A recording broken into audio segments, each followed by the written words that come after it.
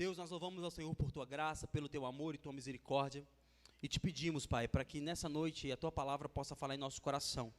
Meu Deus, que nosso coração possa estar aberto à Tua palavra, que nossa mente possa estar aberta a absorver, meu Deus, a Tua vontade, aquilo que o Senhor quer de nós, e que nós possamos sair transformados deste lugar, Pai. Que em nome de Jesus, que o Senhor possa ser... Que o Senhor, Pai, possa nos direcionar conforme a Tua vontade, conforme o Teu amor, e que nós, Pai, possamos aprender com a Tua palavra aquilo que o Senhor quer dizer a nós, em nome de Jesus. Amém. O Senhor possa ter misericórdia, né? Vamos lá. Mateus capítulo 9, versículo 1. Diz assim a palavra de Deus. Até o 8 nós vamos ler. Diz assim a palavra de Deus. Entretanto, entrando num barco, Jesus passou para o outro lado do mar e foi para a própria cidade. E eis que lhe trouxeram um paralítico deitado num leito. Jesus, vendo a fé que eles tinham, disse ao paralítico: coragem, filho, os seus pecados estão perdoados. Mas alguns escribas diziam entre si: ele está blasfemando. Jesus, porém, conhecendo os pensamentos deles, disse: por que vocês estão pensando o mal em seu coração? Pois o que é mais fácil, os seus pecados estão perdoados, ou dizer, levante-se e ande? Mas isso é para que vocês saibam que o Filho do Homem tem autoridade sobre a terra para perdoar pecados. Então disse ao paralítico: levante-se, pegue o seu leito e vá para a sua casa. E o homem se levantou e voltou para casa. Vendo isto, as multidões, possuídas de temor, deram glória a Deus, que tinha dado tal autoridade aos homens. Nós estamos ainda na nossa série Uma Nova Aliança.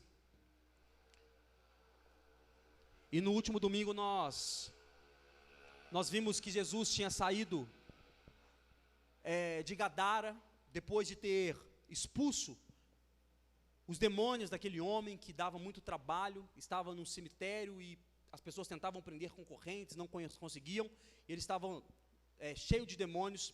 E após Jesus expulsar os demônios desse homem, a Bíblia diz que esses demônios entraram em alguns porcos, e esses porcos se precipitaram ao mar, fazendo com que aquela comunidade se revoltasse contra Jesus e expulsasse Jesus da onde ele estava. Ou seja, por Jesus ter tido acabado com o lucro daqueles homens, esses homens colocaram Jesus para fora da sua cidade.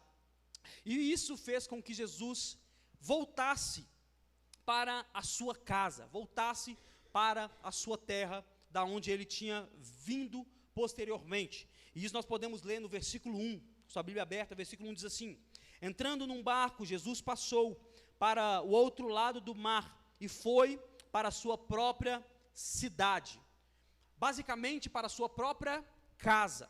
Nós sabemos que Jesus nasceu em Belém, e você sabe muito bem disso, que Jesus nasceu em Belém, mas depois do seu nascimento, Herodes solta um veredito para matar todas as crianças abaixo de 2 anos de idade, e Jesus estava incluso nessas crianças abaixo de 2 anos de idade. E aí José e Maria pegam Jesus e fogem para o Egito, e aí eles ficam no Egito até Herodes morrer. Depois que Herodes morre, eles voltam, não para Belém, mas agora eles voltam para Nazaré, que é o lugar onde Jesus fica até os 30 anos de idade. Jesus fica em Nazaré até os 30 anos de idade, e após ele se revelar como Filho de Deus, após ele começar o seu ministério como Messias, ele começa a pregoar pelos lugares, e ele afixa a sua moradia em Cafarnaum, que era uma cidade litoral, que era um lugar por onde tinham muitas passagens, muitos barcos se atracavam ali, e era mais fácil para que o evangelho pudesse ser semeado perante aquelas pessoas, no coração daquelas pessoas. Então Jesus volta para a sua casa, Jesus volta para o lugar da onde ele tinha saído, que era Cafarnaum, e ele fica na sua casa durante algum tempo. E como que nós sabemos que é a casa de Jesus? Abra sua Bíblia aí no livro de Marcos, no capítulo 2, nós vamos ficar nessa transição hoje, tá? De Mateus 9 para Marcos, capítulo 2, que é a mesma história, mas Marcos conta um pouco mais de detalhes. Então eu quero transitar com vocês entre Mateus e entre Marcos. Marcos capítulo 2, versículo 1 diz assim: e alguns dias depois, entrou outra vez em Cafarnaum e soube que Jesus estava em casa. Ou seja, Jesus estava na sua casa. Jesus estava juntamente com as pessoas que estavam ao seu redor, com seus discípulos e também com a multidão que o seguia, porque naquele momento Jesus já tinha curado muitas pessoas, naquele momento Jesus já tinha libertado muitas pessoas, então ele estava sendo seguido por muitas pessoas, então ele estava exatamente na sua casa. Não era a casa de Pedro, não era a casa de Tiago, de João, não era a casa das Marias, não era a casa de Lázaro, não era a casa de nenhuma dessas pessoas, era a casa de Jesus. E o que Jesus estava fazendo na sua casa? Em Marcos capítulo 2, versículo 2, diz aí, com a sua Bíblia aberta: e logo se ajuntaram tantos que nem ainda nos lugares junto à porta cabiam, e ele anunciava a palavra. Olha só, Jesus estava na sua casa pregando, anunciando, ensinando a sua palavra, e provavelmente todos que estavam ali, a multidão que estavam ali, imagina, uma casa apertada, pessoas junto à porta, não cabia mais ninguém, e todos que estavam ali, estavam abismados com o que Jesus estava falando, todos que estavam ali, estavam impactados com aquilo que Jesus estava falando. Por quê? Porque você pode pegar o melhor pregador da palavra dos dias de hoje, você pode pegar os melhores pregadores da palavra que passaram durante os séculos, mas nenhum deles pode se comparar ao próprio Jesus ensinando a sua palavra. Imagina o quão impactante era isso, imagine quantas pessoas ficavam impactadas enquanto Jesus falava sobre o seu evangelho, imagina como as pessoas se portavam, não dava talvez para piscar os olhos, não dava talvez para olhar para o lado, para não perder nada daquilo que Jesus estava falando. E era tão impactante a palavra que Jesus estava anunciando, que a casa estava muito cheia, tão cheia que nem um paralítico conseguiu entrar. Não existia fila preferencial, ninguém abriu espaço para o paralítico passar, provavelmente não tinha a possibilidade de abrirem espaço para o paralítico passar, não tinha como fazer um corredor e mandar ele entrar, estava muito cheia a casa e ninguém mais podia entrar, muito menos um paralítico, porque o paralítico precisava de ajuda para entrar naquela casa. E isso fez com que um fato inusitado acontecesse. Em Marcos capítulo 2, versículo 3, me acompanhe aí, diz assim a palavra de Deus: e vieram ter com ele, conduzindo um paralítico, trazido por 4 amigos, e não podendo aproximar-se dele, por causa da multidão, descobriram o telhado onde estava, e fazendo um buraco, baixaram um leito, em que jazia o paralítico. Olha só, casa cheia, lugar apertado, os amigos queriam chegar com o paralítico, que queria ver Jesus, mas não tinha como chegar até Jesus pelos meios normais, pelas vias normais não havia como chegar a Jesus. O que foi que esses amigos fizeram? Os amigos arrancaram o teto da casa de Jesus. Imagina comigo, Jesus pregando, o Filho de Deus pregando na casa, muitas pessoas pressionando Jesus, e de repente um barulho surge no alto da casa, e são os amigos arrancando o teto da casa de Jesus e descendo com o paralítico. Isso nos faz imaginar algo. Quem teria coragem de fazer isso? Quais são os tipos de amigos que teriam coragem de fazer isso? E isso nos faz refletir sobre as nossas amizades. Com que tipo de pessoas nós estamos andando? Com qual tipo de pessoas nós estamos caminhando? Com qual tipo de pessoas nós estamos vivendo a nossa vida? Será que essas pessoas que estamos andando, elas têm coragem de quebrar protocolos para nos aproximar de Jesus? Ou será que elas têm coragem de quebrar o protocolo para nos afastar de Jesus? Será que essas pessoas que nós estamos andando, elas têm coragem de quebrar todos os paradigmas e protocolos para nos chegar mais perto de Jesus? Ou elas têm coragem de quebrar os protocolos para nos afastar de Jesus? Os amigos deste homem pararam o culto que Jesus estava fazendo para que esse paralítico se achegasse mais perto de Jesus. Quais são os tipos de amizade que nós estamos tendo? Será que nós temos amizades o suficiente que são capazes de quebrar todos os protocolos pré-estabelecidos para que um culto funcione? Porque os amigos desse homem tiveram coragem de parar o culto que o próprio Jesus estava fazendo. Melhor, arrancar o teto da casa de Jesus para que o amigo deles se chegasse mais próximo de Jesus. A primeira reflexão que nós devemos fazer é essa: qual tipo de amigo que nós estamos, qual tipo de amizade que nós estamos tendo? Qual tipo de amizade estão ao nosso redor? Elas nos aproximam ou ela nos afasta de Jesus? Agora eu quero que você volte lá para Mateus capítulo 9, versículo 2. Que nós vamos ver que essa atitude fez com que Jesus olhasse diferente para essas pessoas. Mateus capítulo 9, versículo 2 diz assim: E eis que lhe trouxeram um paralítico, deitado num leito. Vendo a fé que eles tinham, até aí, só a parte A. Eles desceram com o paralítico deitado no leito, e aí Jesus olha e vê, enxerga a fé que eles tinham.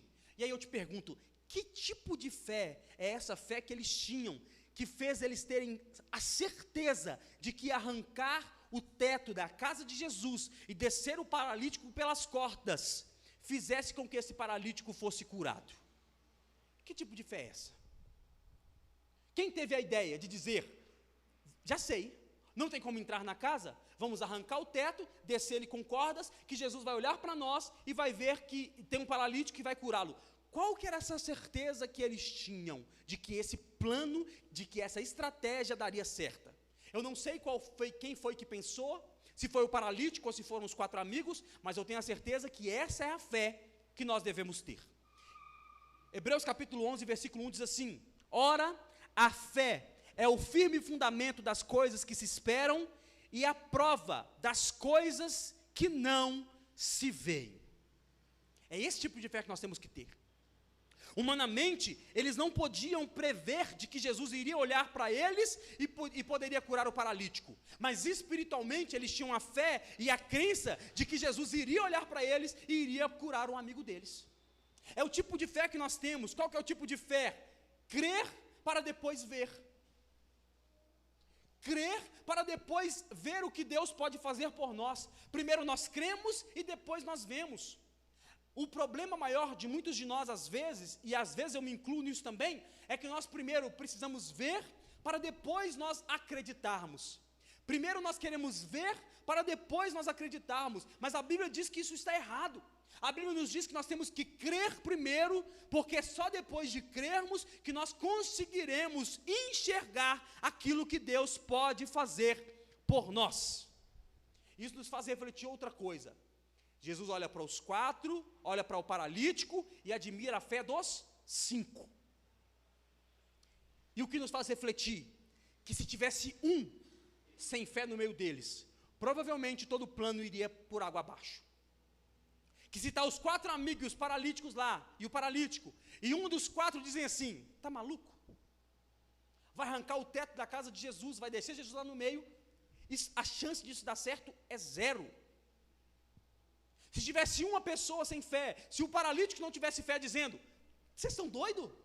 Eu já sou paralítico, nós não sabemos o tipo de paralisia que ele tem, mas ele já era paralítico, não sabemos se ele não mexia ou as pernas, ou não mexia o corpo todo, não sabemos ao certo qual o tipo de paralisia que ele tinha, ou quais partes do corpo era paralítico, ele não tinha movimento, mas o certo é que ele não conseguia se mobilizar sozinho. Qual que era o risco? De uma possível queda. O paralítico poderia dizer, pode parar com a ideia. Ou um dos amigos poderiam dizer, nem a pau que nós vamos pegar ele e vamos descer no teto da casa de Jesus. Isso nos faz refletir que, se um deles não tivesse fé, o plano não teria dado certo. E nos faz refletir que, se nós andamos com pessoas sem fé, provavelmente nós vamos deixar de fazer aquilo que a nossa fé nos manda fazer. Porque você pode ter a coragem que for, você pode ter a determinação que for, mas aí você chega perto de uma pessoa e diz, eu quero fazer tal coisa, e a pessoa é negativa, e chega perto de você e diz, não vai dar certo. Algum tempo atrás, na minha vida, eu parei de contar algumas coisas para algumas pessoas, e sem essa conversinha, esse papinho de internet, essas frases prontas de, não conte seu segredo para ninguém, não é isso. Mas, de fato, algumas pessoas não podem saber daquilo que você está planejando, não é porque senão eles vão estragar, porque quem estraga somos nós mesmos, mas é porque eles vão te colocar para baixo, talvez, de uma situação tão pesada, que você não vai conseguir dar o próximo passo. Porque você pode sair da igreja com fé dizendo, eu vou fazer, aí você chega lá fora, a pessoa te dá uma calculadora e diz, coloca na ponta do lápis, olha aqui, não tem jeito. Coloca na ponta do lápis e vê se vai dar certo, não tem jeito.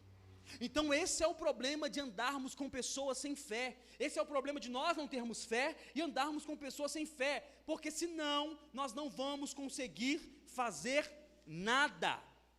Outra coisa, quanto mais doente nós estivermos, mais nós precisamos andar com pessoas que tenham fé. Quanto mais doente estivermos, se é doença física, nós precisamos andar com pessoas que tenham fé que essa doença pode ser curada. Imagina só, você está com uma doença física e você vai andar com pessoas que só te colocam para baixo dizendo, sei não, hein? Eu conheço uma pessoa, um amigo meu morreu com muito menos.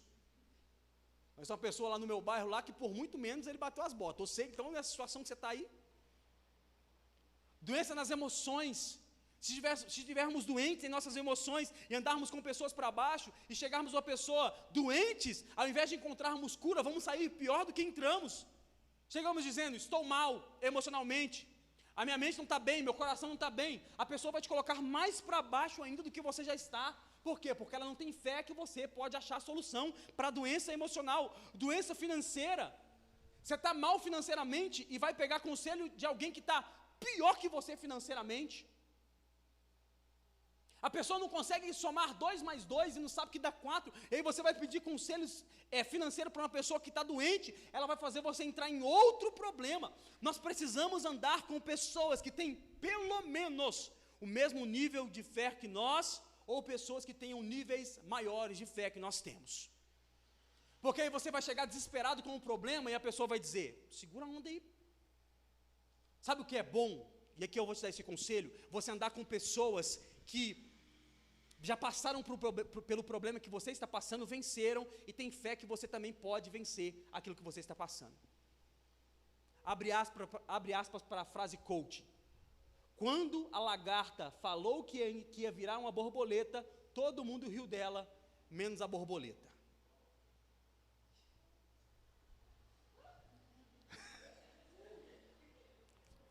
Eu não consigo, eu tinha que falar isso sério, né? Mas repara só para você ver, ela entrou no casulo, todo mundo diz, borboleta, largatinha, feia, vai virar borboleta. Vai não, tá maluco? Não tem possibilidade, você é feia, num casulo, é impossível você virar borboleta. Olha lá a borboleta, olha lá você. Exceto a borboleta que já esteve no casulo e sabe que é possível sair de um casulo e virar uma borboleta. Então quando você anda com pessoas que são doentes, já passaram por doenças e venceram essas doenças, a pessoa diz, já passei, você está doido. Antes de alugarmos essa loja aqui, essa loja da igreja, né, era o dobro da loja que nós pagávamos e nós não conseguimos pagar o dinheiro lá. Fechamos lá, devemos 3 meses, custamos para pagar a tia, pagamos os outros 3 meses, estava fechado, mas não devemos mais nada para ela, graças a Deus. Mas a gente olhou isso aqui e era 2 vezes maior. Mas antes de alugar aqui, eu tinha ido na igreja de um pastor, no centro de Contagem, talvez a maior igreja de Contagem hoje, 2.000 e tantos membros, 3.000 e tantos lugares para sentar na igreja, e ele me disse assim, eu saí de uma igreja de 500 membros, com 500 membros, e vim para uma igreja que cabia 3.000 pessoas, e não bastava só isso, pegou um prédio demolido, prédio destruído, era o lugar que morador de rua habitava, o lugar destruído. Vai lá hoje, centro de Contagem, igreja Recomeçar, um negócio assustador e colossal. Eu sentei com ele uma vez tomando um café, e aí a gente estava sem igreja, eu ia alugar uma igreja, o André sofria comigo nessa época, todo dia eu achava uma loja nova, umas lojinhas de 2 metros por 2, 1 por 1, eu dava, cabe lá, pô. Aí eu cheguei nele e disse, arrumei essa loja aqui, é barata, cabe no nosso bolso. Ele disse, vai não, senhor. Você vai gastar tempo, você vai gastar energia, você vai gastar dinheiro, e você vai estressar o povo que você tem para uma mudança, daqui a pouco você tem que mudar por outra, espera. Aí eu disse, tem outra loja lá que é boa, mas é o dobro do preço. Ele falou, o mesmo Deus que me supre, te supre também, qual que é o problema? Qual que é a dificuldade dele te suprir lá, sendo que ele me supre aqui? Aí ele disse, o valor do aluguel da igreja dele, na época, 50 mil reais. Hoje deve estar uns 100, isso era 3 anos atrás. Você assusta porque você não viu o tamanho do lugar. 50 mil reais. Aí eu sentei com ele, conversei com ele, aí quando eu vim na conversa aqui com a pessoa dona da loja, eu saí daqui dizendo, passa a chave para cá e nós vamos embora. Mandei mensagem no grupo na época de, gente, tem uma loja nova aí, é só o dobro do valor. Todo mundo, e aí? Falei, vamos embora. Por quê? Porque eu resolvi sentar com alguém que já tinha passado pelo que eu passei, sabia que era possível, e sabia que tinha como sair da situação que nós estávamos e ir para outra situação. Por quê? Porque um dia ele foi uma lagarta no casulo, mas hoje ele era uma borboleta. Estou brincando. Nós precisamos andar com pessoas que estão no mesmo nível de fé que nós temos. Por causa desses 4 amigos, e por causa desse paralítico, por causa dos 4 amigos desse paralítico, teve o que precisava. Olha só o que diz Mateus capítulo 9, versículo 2, a parte B. E disse ao paralítico, coragem, filho, os teus pecados estão perdoados. Abre o teto, desce o paralítico, ele diz, coragem, os seus pecados estão perdoados. Entenda isso, irmãos.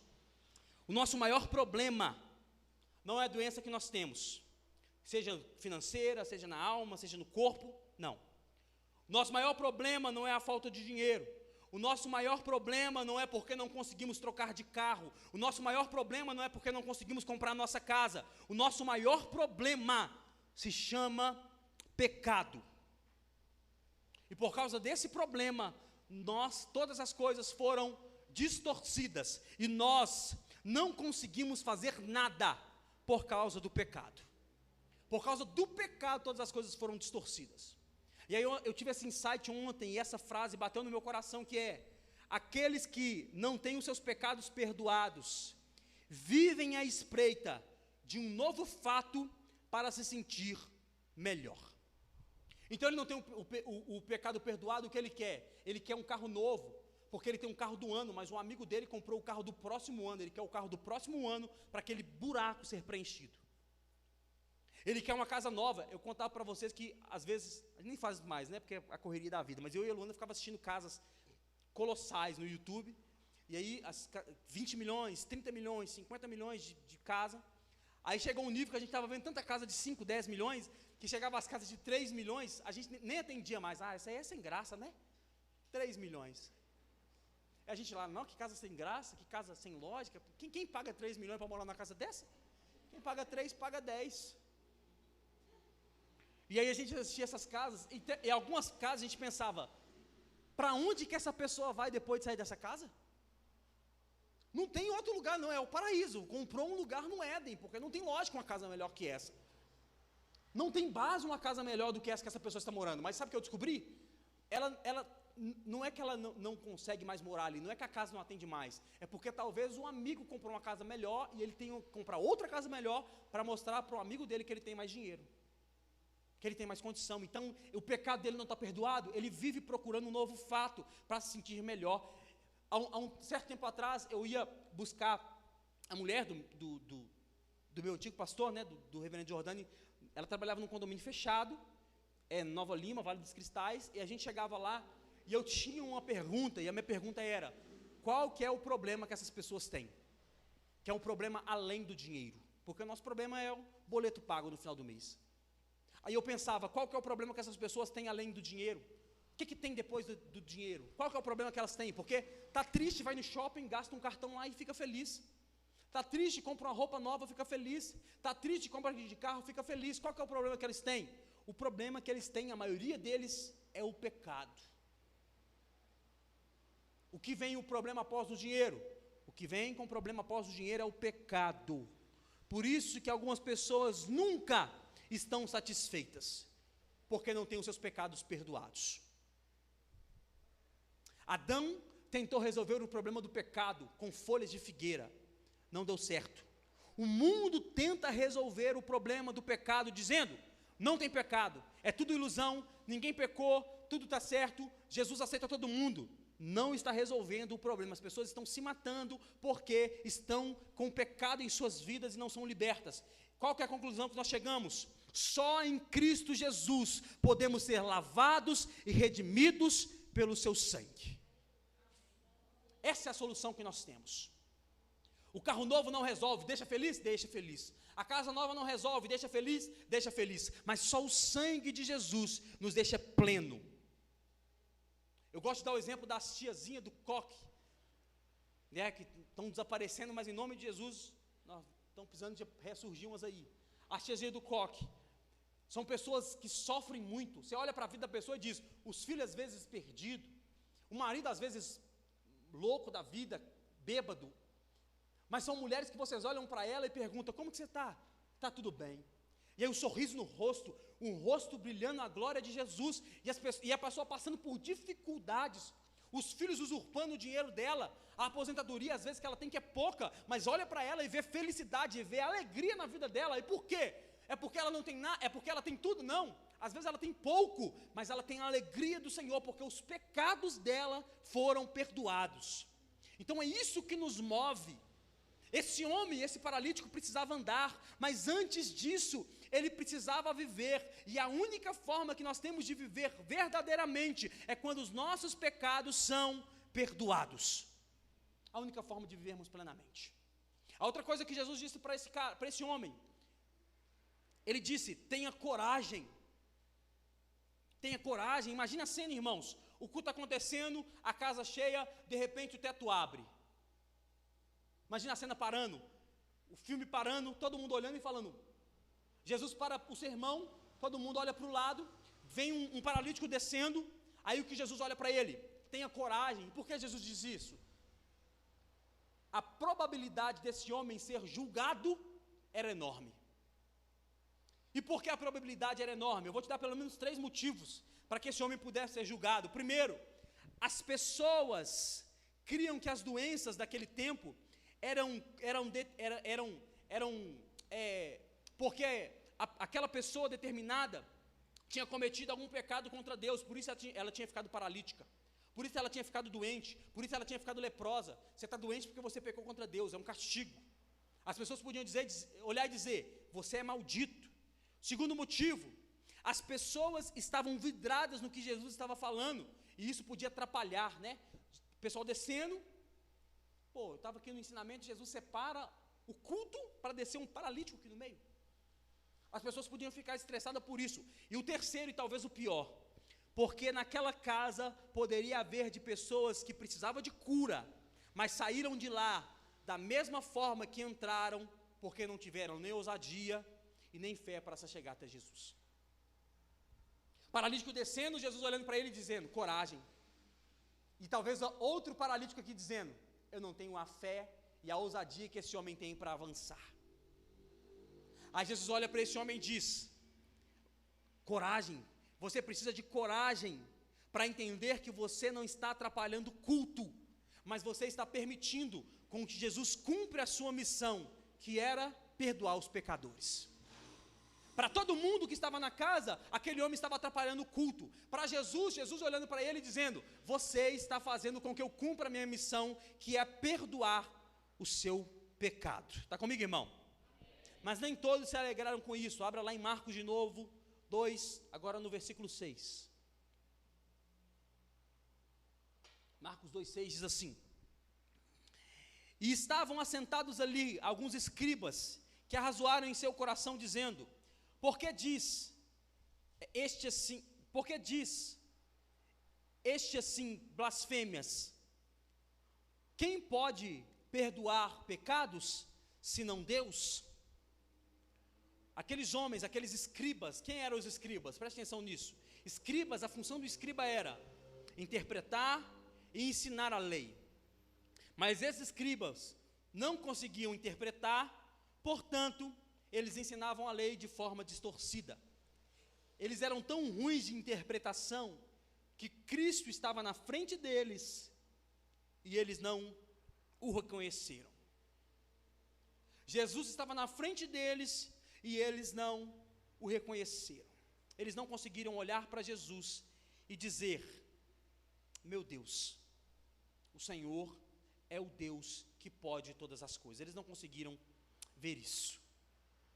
Outra coisa que Jesus faz, olha só, no versículo 8, ele diz assim, e Jesus conhecendo-lo em seu espírito, assim arrazoaram entre si, e lhes disse: por que arrazoais sobre essas coisas em seus corações?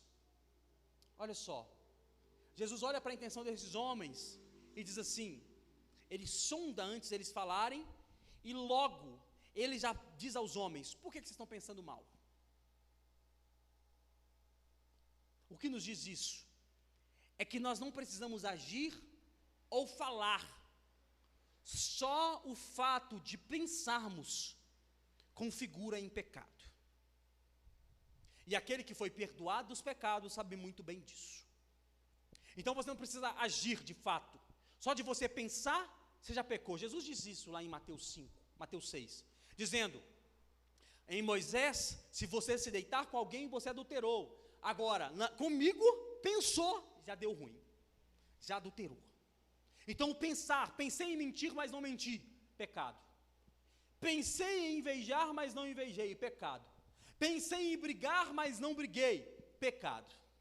O pensar configura pecado. E aqui, irmão, todos nós pecamos. Todos nós pecamos. Fala que não, que você não pensou essa noite, essa semana, em ter brigado com alguém. Eu pensei. Fui fazer compra essa semana, e eu amo o supermercado a partir do dia 20, que está vazio, porque dia 1º todo mundo pega os carrinhos, aí vai a família toda fazer compra, aí faz uma reunião para resolver qual é o arroz que vão levar, no meio do corredor. Aí essa semana eu fui lá pegar o carrinho, um corredor estreito, aí tinha uma pessoa, um cara parado com o carrinho na entrada de onde pega os carrinhos. Aí eu fui lá, peguei o carrinho, vim de ré, porque não cabia, não dava para virar o carrinho, vim de ré. Aí na hora que eu cheguei perto da pessoa, eu disse: licença, por favor. Já num tom mais ríspido, né, porque eu já estava estressado, já era para ter saído, mas não saiu, eu disse: licença, por favor. Aí não saiu, eu vim, baixou assim nas costas aqui, eu puxei o carrinho, bateu na rodinha do carrinho do cara, e ele olhou para mim, e eu olhei para ele.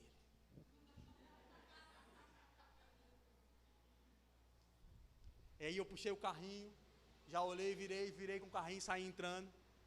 E aí eu estou no primeiro corredor, quem passa? O bendito olhando para mim, e eu olhando para ele. Dizendo assim: só encosta, estou pronto. Assim, ó. Irmãos, o ódio subiu na hora, e eu dizendo: pelo amor de Deus, irmão, o que você quer? Eu quero em dobro. E aí eu fiquei naquilo assim, ó, enquanto não acabou a compra, eu fiquei com aquilo na mente, dizendo: meu Jesus, permita. O pecado em nossas mentes, o pecado em nosso coração.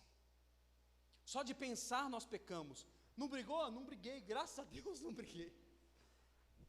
Mas só o fato de pensar e agir dessa forma fez com que eu pecasse, e eu tive que chegar em casa e pedir perdão a Deus, porque eu havia pecado em meu coração e em minha mente, por ter, ao invés de ter abaixado a bola e dizer: me desculpa pelo seu carrinho, eu quis reagir da forma que aquele homem agiu comigo. E isso não quer dizer que eu não pequei, porque eu pequei. Jesus sondou meu coração dizendo: dá uma segurada, você é meu filho. E eu com a camisa da igreja, olhei para mim e vi que é impossível me salvar. Mas Jesus sonda o nosso coração, Jesus sabe quem somos.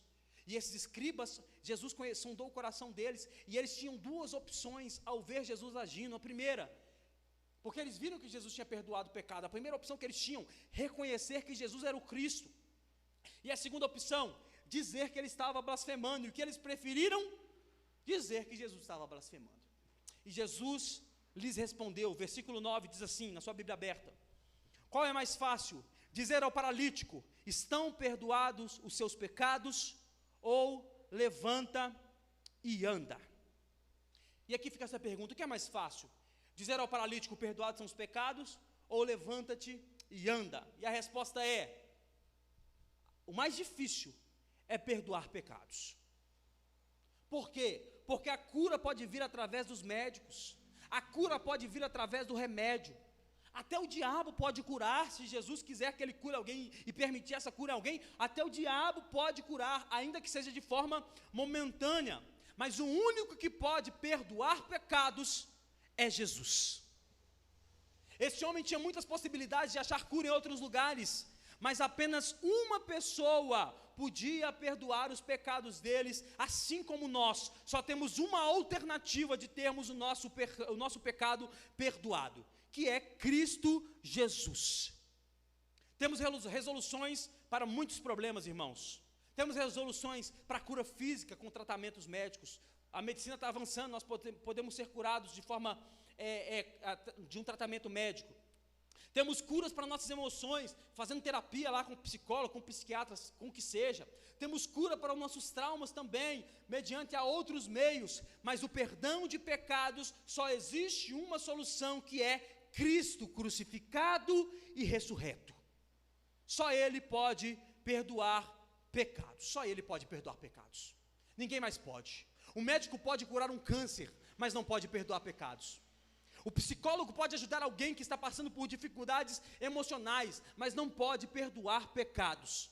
Eu, como pastor, eu posso ajudar alguém que está passando por alguma dificuldade financeira, emocional, de alguma forma, mas eu não posso perdoar o pecado de ninguém. Apenas Jesus Cristo pode perdoar pecados. Mas Ele também pode, além de perdoar pecados, Ele pode nos curar. Mateus 9:6 aí, com a sua Bíblia aberta. Mateus 9:6. Mas isto é para que vocês saibam que o Filho do Homem tem autoridade sobre a terra para perdoar pecados. Então disse ao paralítico: levanta-te, pegue o seu leito e vá para casa. E o homem se levantou e voltou para a sua casa. Esse paralítico achou que precisava só andar.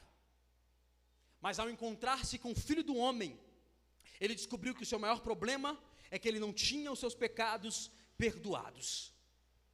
Ele achou que o seu maior problema é ele não tinha mobilidade para se mover sozinho, mas o maior problema dele é que ele não podia, ele não tinha os seus pecados perdoados. O maior problema que ele tinha era esse. E após esse perdão, ele conseguiu cura para voltar a continuar a cumprir a sua missão. E aqui fica essa reflexão. Quantos de nós estamos estagnados e parados no mesmo lugar há anos? Talvez não por causa do corpo, talvez não por causa das emoções, mas por causa do nosso espírito. Preste atenção nisso. Estamos parados, por quê? Porque não oramos mais, não lemos mais a Bíblia. Estamos cercados de pessoas más. Quantos de nós estamos paralisados e queremos sempre algo novo para voltarmos a termos movimento? Pessoas que trocam de igreja de semana a semana, por quê? Dizem: estou paralisado, é a igreja que está me paralisando. Não, talvez os seus pecados não foram perdoados, por isso que você está paralisado. Talvez você não consiga orar mais, por isso que você está paralisado. Talvez você não consiga ler mais a Bíblia, por isso você está paralisado. Pode ser que o que precisamos, de fato, é só de termos os nossos pecados perdoados. E como eu te provo isso? Provérbios capítulo 28, versículo 13 diz assim: quem esconde os seus pecados não prospera, mas quem os confessa e os abandona encontra misericórdia. Tem gente parada em várias áreas da vida, porque o pecado está corroendo a sua vida. Minha vida não anda, por quê? Porque tem um pecado que você não confessou, está com ele aí, não vai. Você não conseguiu confessar esse pecado, portanto ele está estagnando a sua vida. A vida não vai andar enquanto você não pedir perdão pelos seus pecados. E qual que é o outro problema baseado nisso? Nós pecamos contra pessoas e queremos pedir perdão para Deus. Já percebeu isso? O homem que briga com a mulher e ora para Deus pedindo perdão. Deus diz: tá bom, está perdoado, mas o seu BO foi comigo não. Seu BO foi com a sua esposa. Ou o marido que briga com a mulher que briga com o marido e vai dizer: Deus, eu te peço perdão. Tem um memezinho no Instagram, né? que a mãe, depois de sapecar o filho, brigar com o marido, fazer com tudo, aí posta lá, entra na minha casa, entra na minha vida. Quebrou o pau com todo mundo, mas vai orar e pedir perdão para Deus. Deus diz, tá bom, tá tudo perdoado, mas o seu BO não é comigo não. Vá lá e pede perdão a quem você ofendeu. Vá lá e resolve o seu problema. Às vezes a vida financeira não anda, eu tive essa percepção um tempo atrás, a vida financeira não anda, e aí você não consegue andar por causa de dívidas, aí você diz, eu vou ir no monte orar para eu prosperar. Não prospera, irmão. Eu disse isso numa igreja uma vez, é o seu Diego, e eu nunca mais fui chamado para pregar, não sei porquê, né, que eu disse assim, você está orando para Deus, era uma campanha dessas financeiras, aí eu disse, você está orando para Deus te prosperar, mas seu nome está lá no Serasa há 3, 4, 5 anos, e você não quer nem olhar para resolver o problema. Quer prosperar como? Está orando para Deus te prosperar, mas comprou com alguém e não pagou, e está orando para Deus te prosperar? Nunca mais me chamar para pregar, não sei porquê. Mas esse é o problema que temos. Nós temos problemas com pessoas e queremos resolver só com Deus. Você briga com pessoas e quer pedir perdão para Deus, não resolve. Nós devemos confessar os nossos pecados, porque a confissão de pecados pode parecer rude agora, pode ser difícil, mas ela gera cura.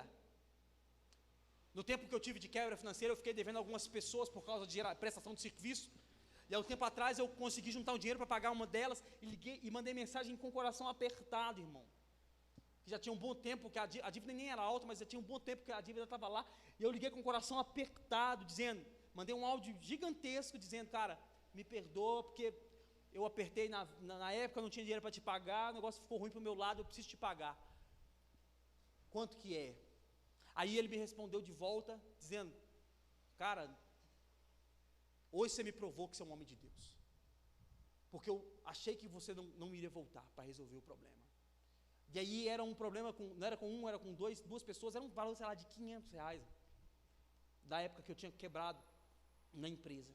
E aí ele mandou mensagem para o outro cara, e para esse outro cara ele mandou a mensagem, que era um outro menino, ele disse, o menino lá estava me pedindo dinheiro emprestado agora para almoçar, porque ele não tinha condições, e você mandou o dinheiro, ele mandou, aí mandando os prints da mensagem, eu mandando com o coração apertado, dizendo, meu Deus, 3, 4 anos sem conseguir pagar o cara, esse cara vai me esculachar, vai acabar com a minha vida. E ele disse, hoje você me provou que você é um homem de Deus. Aí eu disse, o valor é X, ele disse, não é isso tudo não, é menor do que isso. Aí a gente fica segurando porque tem medo da reação das pessoas, e às vezes só falta um pedido de perdão para você resolver aquela situação que não estava resolvida. Só falta um pedido de perdão para você resolver a situação que está parando a sua vida, que você não consegue andar. A esse paralítico, após ter ficado anos dependendo dos outros, prostrado, cabisbaixo, agora levantou, pegou a sua cama, colocou nas costas e voltou para a sua vida normal. Às vezes isso precisa em nossas vidas, assim, pedir perdão, voltar para as vidas normais, com o pecado perdoado, e voltar a dormir de novo, voltar a respirar de novo, voltar a viver novamente, com a cama nas costas e voltar para casa. Mas tudo isso só serve para demonstrar a glória de Deus. E Mateus capítulo 9, versículo 8 diz assim, vendo isso, as multidões possuídas de temor, deram glória a Deus, que tinha dado tal autoridade aos homens. E eu quero refletir com você, que o perdão dos nossos pecados gera em nós cura, e a nossa cura gera glórias a Deus. Deus é glorificado através de nós. É a oração do Pai Nosso lá, a parte do santificado seja o teu nome, preste muita atenção nisso. O que é santificado seja o teu nome? Tem como o nome de Deus ser mais santo do que é? Não, ele já é todo santo. A única forma do nome de Jesus, do nome de Deus, ser mais santo do que é através do meu e do seu nome. A única forma das pessoas glorificarem o nome de Deus é você santificando o nome dele através da sua vida. Antes de eu resolver essas pendências financeiras, a minha oração a Jesus era, Jesus, eu preciso santificar o seu nome. As pessoas precisam olhar para mim e santificá-lo através de mim. Talvez você precisa resolver algumas pendências na sua vida para santificar o nome de Jesus. E talvez você não tenha condição hoje. Talvez você não tenha força hoje para pedir perdão pelo pecado que você cometeu para alguém. Mas a sua oração deve ser: Jesus, eu preciso que o meu pecado seja perdoado. Eu preciso perdoar ou pedir a alguém. Eu preciso resolver aquela pendência que ficou lá atrás para que o meu pecado seja perdoado. Ore assim. Eu preciso que o meu nome seja santificado. Eu preciso que o seu nome seja santificado através do meu nome. Eu preciso da sua ajuda. E aí veja Deus agindo e tenha coragem para resolver os seus problemas. O homem entrou pecador e saiu curado. Entrou na cama e saiu caminhando. E assim deve ser a evolução de nossas vidas.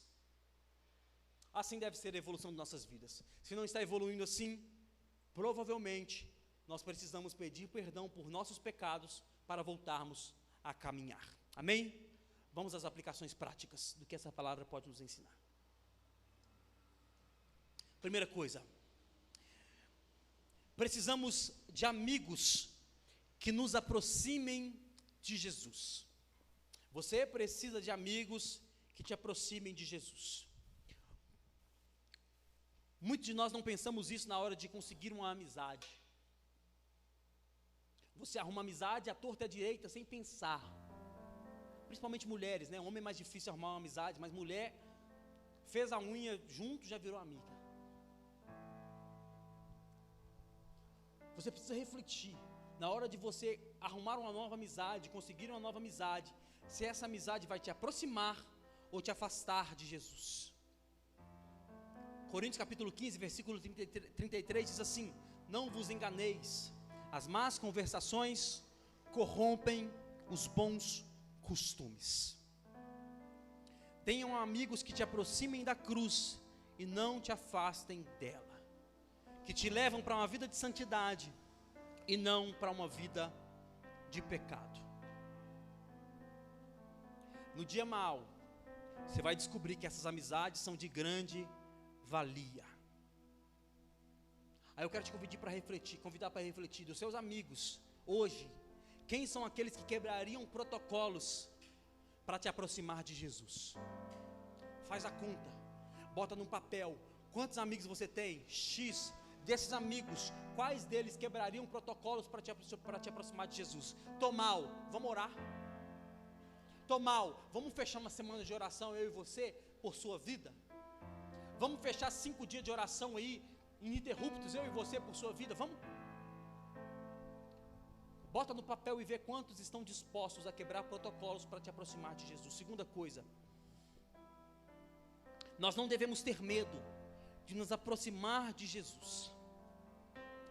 Muitos de nós temos esse medo ao pecarmos de aproximar de Jesus, ou quando fomos resgatados, nós tínhamos medo de aproximar de Jesus. E isso acontece pela relação que nós temos com outras pessoas. Mas nós não devemos comparar Jesus a seres humanos, por melhores que esses seres humanos sejam, porque nós temos pré-julgamentos. Então uma pessoa que pecou vai chegar a nós e nós podemos ter alguns julgamentos pré-concebidos. E nós temos a capacidade de entristecer a pessoa quando chega a nós confessando o seu pecado. A pessoa chega a nós dizendo: eu estou mal, eu errei. A gente diz: mas eu te avisei, se vira.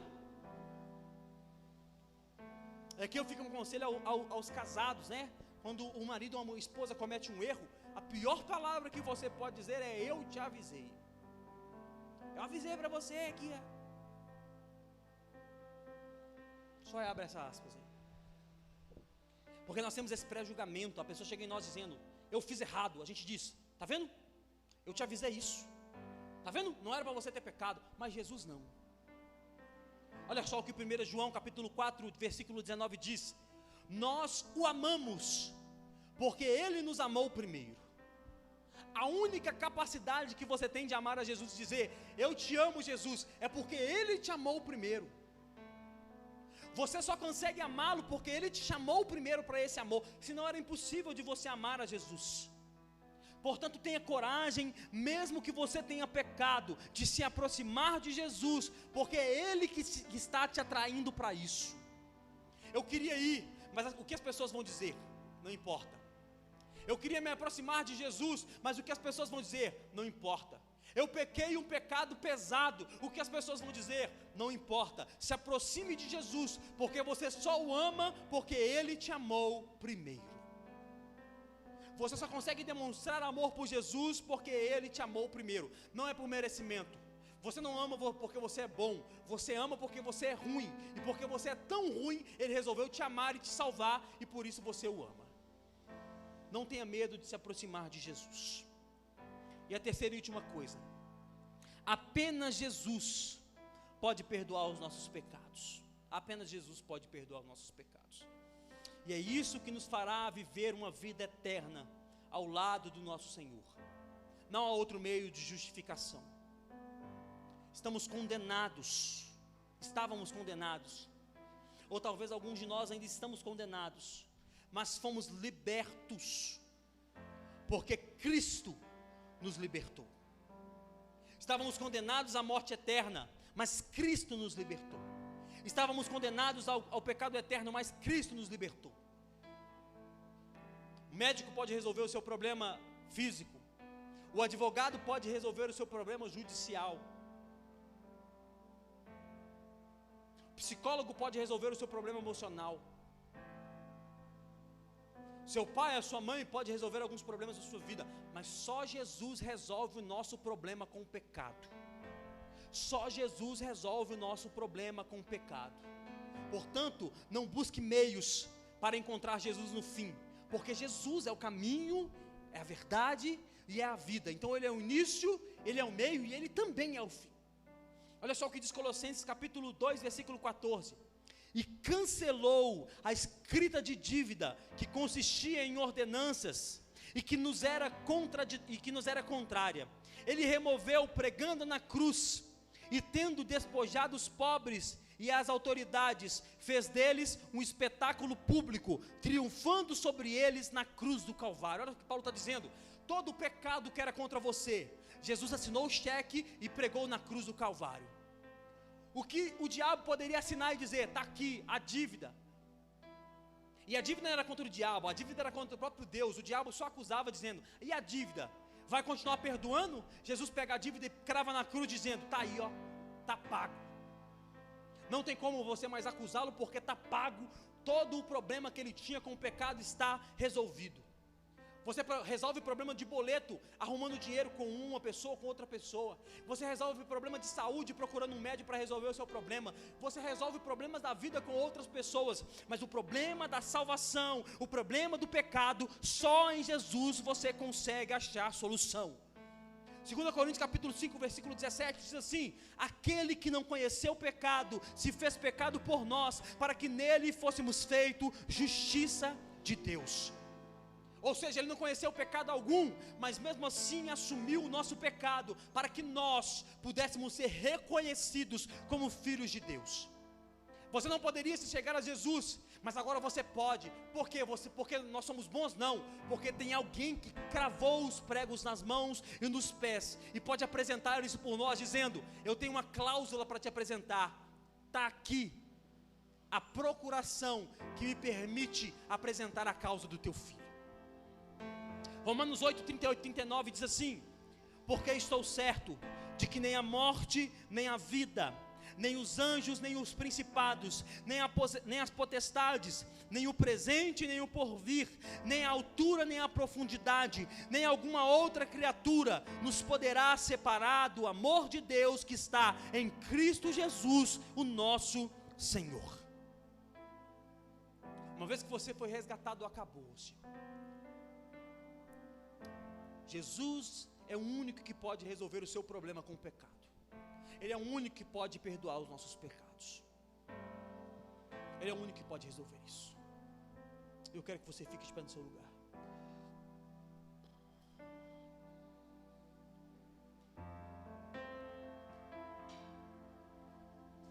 Aleluia.